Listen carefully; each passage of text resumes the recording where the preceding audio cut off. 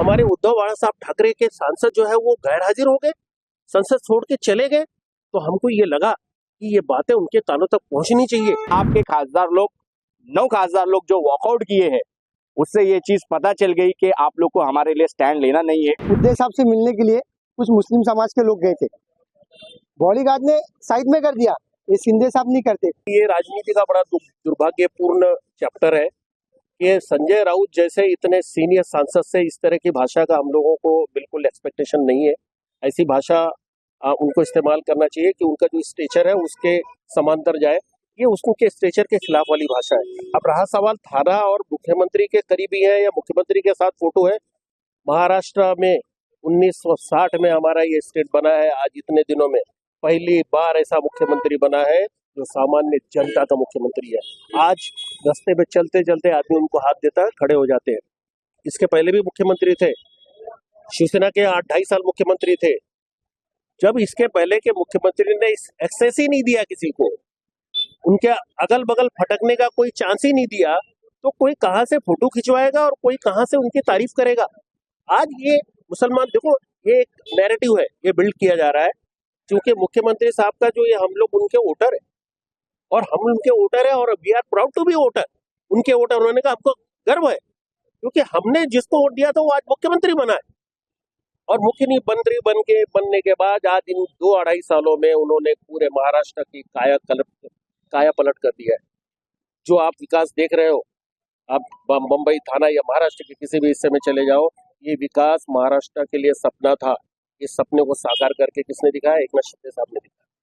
तो जब एकनाथ शिंदे साहब इतना बड़ा बड़ा काम करेंगे, मामूली कार्यकर्ताओं के घर चले जाएंगे, हमारे यहाँ छोटे से कार्यकर्ता के यहाँ मैयत हो जाती है, उसके मैयत में चले जाते हैं झोपड़पट्टियों में, तो हमारा भी, हम एक नागरिक के तौर पे, हम कोई पार्टी के कार्यकर्ता उनकी बोल के तारीफ नहीं कर रहे, हम एक नागरिक के हिसाब से उनकी तारीफ कर रहे हैं कि जब एक नागरिक ये देखता है कि हमारा मुख्यमंत्री एक छोटे से कार्यकर्ता के घर में मैयत में आ रहा है, उनके अच्छे बुरे में आ रहा है, उनके बारसा में आ रहा है, उनके बर्थडे में आ रहा है, उनकी शादी में आ रहा है, उनके सुख दुख में आ रहा है, तो हमारा दिल भी भर आता है। और हमको ये नेचुरल है, ये प्रकृति का नियम है कि आप अगर किसी जानवर को भी आप प्यार करोगे तो वो भी आपके सामने दुम हिलाएगा।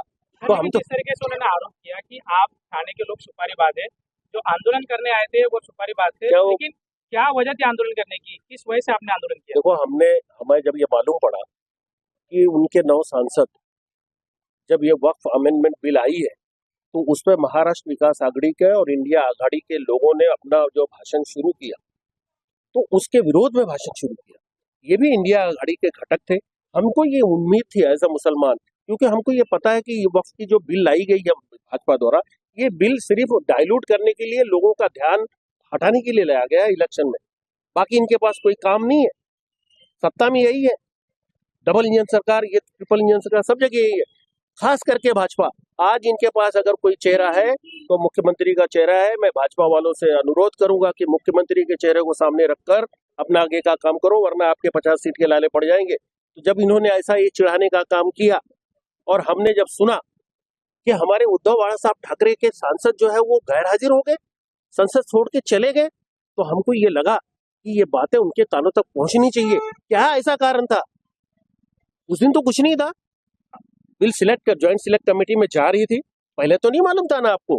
ये तो जब एनडीए आघाड़ी वालों ने इस पर ऑब्जेक्शन उठाया, नीतीश कुमार की पार्टी ने, माननीय रेड्डी, वो आंध्रा की पार्टी ने जब वो उनके ऊपर ऑब्जेक्शन लिया, तब उन्होंने ज्वाइंट सिलेक्ट कमेटी में भेजा। उसके पहले इन्होंने विरोध नहीं किया। इनके 9 सांसद जाके कैंटीन में बैठ के वहां पर आराम से खाना खा रहे हैं। तो हम आहत हुए कहीं ना कहीं। देखो, एज अ मुसलमान हम आहत हुए। हमको ये लगा कि जब मुसलमानों ने इतना दिल से और इतना भरघोष और इतना टूट कर इनको जो है वोट दिया है, आखिरी हद तक वोट दिया है, तो फिर इनको हमारे हित में बात करनी चाहिए थी। अभी आपकी क्या मांग है? जिस तरीके से संजय राउत ने आपका फोटो दिखाकर कहा कि ये गुंडे लोग थे, उद्धव ठाकरे से क्या मांग करना चाहोगे भैया? हम सम्मानीय उद्धव साहब से बोलना चाहेंगे कि आपके जो राज्यसभा में और जो इधर लोकसभा में जो जितने भी सांसद है, ये अपनी पोजीशन क्लियर करें, भूमिका अपनी स्पष्ट करें। अगर ये इस तरह की भूमिका लेंगे तो हमारे मन में जो है ये आएगा कि हमसे गलती हो गई कहीं ना कहीं, और आगे ऐसी गलती हमें नहीं दोहरानी चाहिए। ये हमारी माननीय उद्धव साहब को हमारा निवेदन है कि आपको मुसलमानों ने प्रेम दिया है, उस प्रेम को कायम रखना नहीं रखना ये आपके हाथ में है।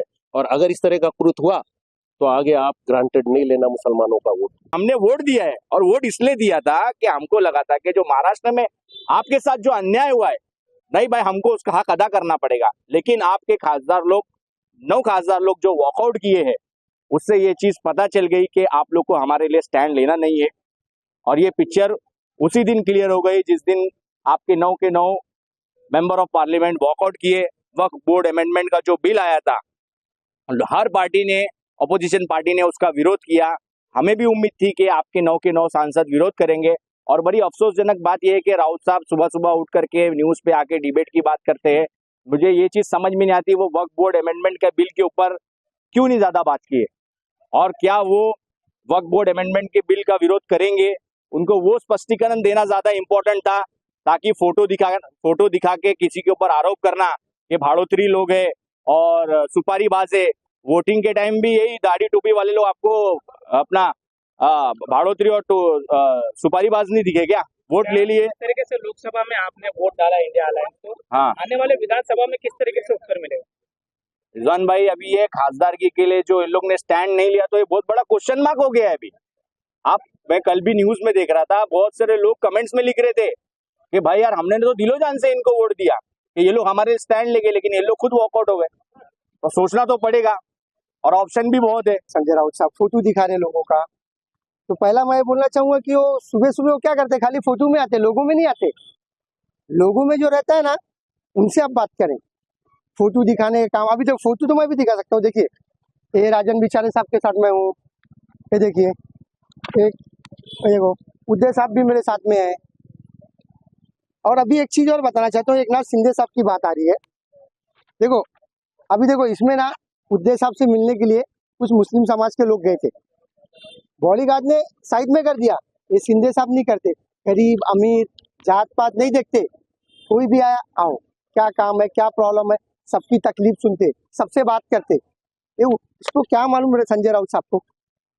और रही बात तो बिल के ऊपर, अपना मुस्लिम के लोग गए थे, मुस्लिम लोग गए थे, ये इसका सवाल करना कहता है लोगों को कि आप 9 लोग भागे क्यों। इंडिया अलायंस के लोग बोले, वहां पे विरोध किए, MIM के लोग किए, राष्ट्रवादी के लोग किए, सबने विरोध किया, आप क्यों भागे। आज महाराष्ट्र में सबसे मुसलमानों के हित तो तुम ही हो, लोग तुमको ही वोट दिए ना, तो आप क्यों भागे। आप इस पे जवाब देने के बजाय सुपारीबाज कह रहे हो। आप अपने आप को पहले देखो। अगली बार वोटिंग जब आने वाले हाँ। उसके बारे में क्या सोचेंगे? हम लोग टोटल मुख्यमंत्री एक नाथ शिंदे साहब को वंस मोर लाना चाहते हैं, उदय साहब नहीं चाहिए। ऐसा करेंगे मुसलमानों के साथ, ये करेंगे। अगर पूछने गए कुछ सवाल तो सुपारीबाज गुंडे क्रिमिनल, इसलिए वोट दे रही पब्लिक तुमको। हम लोग वंस मोर वापस मुख्यमंत्री एक नाथ शिंदे साहब को मुख्यमंत्री बनना देखना चाहते हैं।